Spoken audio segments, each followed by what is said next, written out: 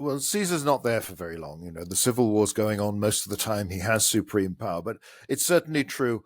We forget that Caesar was just a family name, so that he can say, I'm not king, but Caesar, because Rex, king, was another family name. But Augustus really is the person who makes the name of Caesar synonymous with power.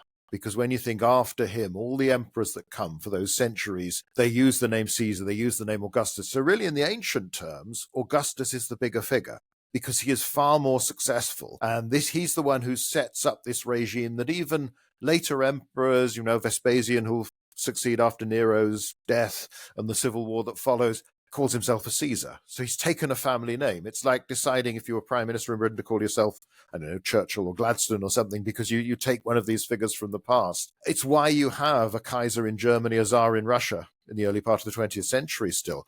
It becomes something that has nothing whatsoever to do with your actual descent. Augustus does that. Remember, Augustus is left as last man standing in 30 BC. Antony's killed himself. There are no more warlords around. He dies 44 years later and has ruled for that period. So there's hardly anybody left who can remember what had come before. Caesar is this sort of bright star that blazes, but it doesn't last very long and is very much part of that Republican generation, that old aristocracy of doing things.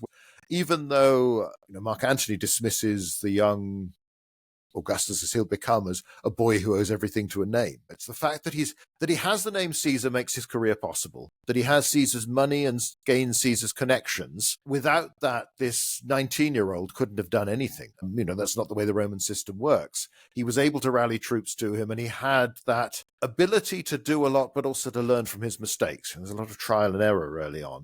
But he's the man who goes on and creates the Principate, this rule of one, the rule of the princeps, the first servant of the state, first magistrate, first of the Senate, and that's what lasts. So actually it's Augustus. And if you think Caesar was the first living Roman to appear on coins, his image would be there, whereas other people, their names had appeared, but no one else before had actually put their head or, to themselves.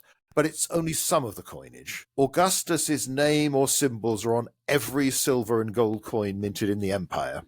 From then on. And his image is everywhere. And it's an image, in his case, that never ages.